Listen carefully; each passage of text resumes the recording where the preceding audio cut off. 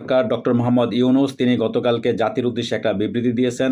হাসিনার পরিবারের সম্পত্তি ধ্বংস বা কোনো নাগরিকের ওপর আক্রমণ থেকে বিরত থাকার জন্য তিনি আহ্বান জানিয়েছেন। অবিলম্বে দেশের সার্বিক আইনশৃঙ্খলা পরিস্থিতি স্বাভাবিক রাখতে দেশের সব নাগরিককে নিজ নিজ অবস্থান থেকে দায়িত্বশীল হওয়ার আহ্বান জানিয়েছেন।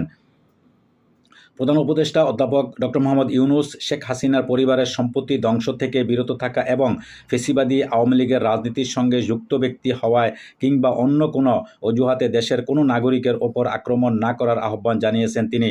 শুক্রবার প্রধান উপদেষ্টার ভেরিফাইড ফেসবুক পেজে দেওয়া বিবৃতিতে এই আহ্বান তিনি জানান।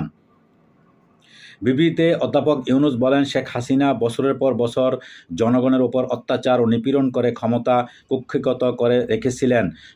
সঙ্গত কারণেই এটি বোধগম্য ও বিক্ষোভকারী ও তাদের আত্মীয়স্বজনরা বছরের পর বছর ধরে শেখ হাসিনার নিপীড়নের শিকার হয়েছেন, ফলে তাদের মনে ক্ষোভ রয়েছে। প্রধান উপদেষ্টা বলেন, গণ অভ্যুত্থানে ক্ষমতাচ্যুত শেখ হাসিনা নয়াদিল্লিতে আশ্রয় নিয়েও তার দলীয় সন্ত্রাসীদের একত্র করার চেষ্টা চালিয়ে যাচ্ছে, দেশের পরিস্থিতিকে অস্থিতিশীল করতে চাইছে। বছরের পর বছর বাংলাদেশে নিপীড়নের শাসন কায়েম করা শেখ হাসিনা এখনও বাংলাদেশের পুনর্নির্মাণকে ক্রমাগত বাধ্যগ্রস্ত করতে চাইছে। এর ফলে দেশের মানুষের মনে যে ক্ষোভের সঞ্চার হয়েছে সেটি বোধগম্য জানিয়ে প্রধান উপদেষ্টা বলেন, তা সত্ত্বেও সরকার দেশের সব নাগরিককে আইন মেনে চলার আহ্বান জানাচ্ছে। এতে করে আমরা নিজেদের আইনের প্রতি শ্রদ্ধাশীল একটি জাতি হিসেবে বিশ্বের কাছে প্রতিষ্ঠিত করতে পারব।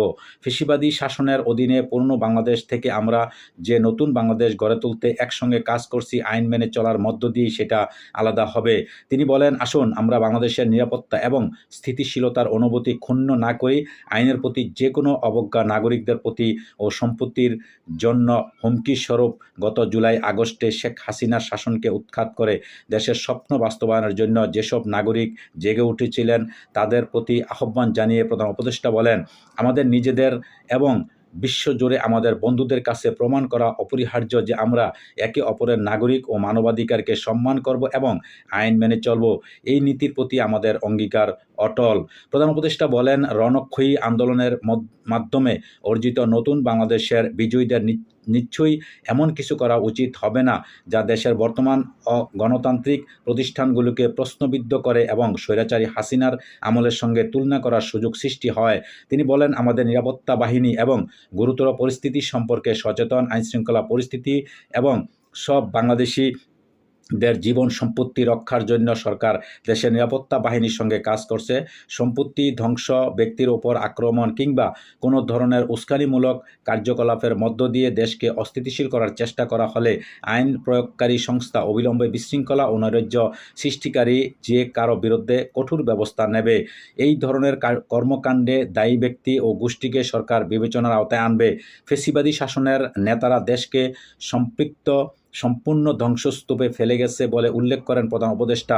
তিনি বলেন, যতক্ষণ আমরা সতর্ক থাকব এবং নিজেদের নীতি নৈতিকতা বজায় রাখব ততক্ষণ তাদের ফিরে আসার আর কোনো সুযোগ নেই।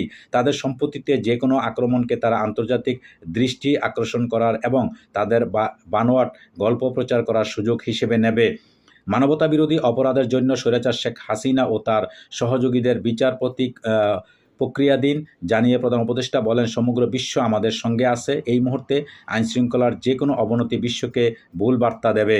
প্রধান উপদেষ্টা সব নাগরিককে এমন একটি দেশ গঠনের স্বপ্ন বাস্তবায়নের আহ্বান জানান যেখানে সব বাংলাদেশি নিরাপত্তা ও মর্যাদার সঙ্গে বসবাস করতে পারবেন, আত্মনিয়ন্ত্রণের সঙ্গে কাজ করতে পারবেন এবং নিজের শক্তি সৃজনশীল শান্তিপূর্ণ কাজে ব্যবহার করে দেশে ইতিবাচক পরিবর্তন আনতে পারবেন। দর্শক, ডক্টর মোহাম্মদ ইউনূস গতকালকে তার এক ভেরিফাইড পেজে তিনি এই মন্তব্য করেছেন। তিনি জাতির উদ্দেশ্যে লম্বা একটা স্ট্যাটাস দিয়েছেন এবং জাতিকে সবাইকে বলছেন যে শেখ হাসিনা সরকারের যে অতীতের সরকার, তারা যত জোর জুলুম অত্যাচার যত কিছু করুক না কেন তাদের সম্পদ নষ্ট করা যাবে না, তাদের উপরে এইভাবে আক্রমণ করা যাবে না। যদিও তাদের বিচারাধীন, তাদের সমস্ত অপরাধের বিচারাধীন আছে, এটা সব কিছু আইনের মাধ্যমে তাদেরকে মোকাবেলা করা হবে, সব কিছুই করা হবে।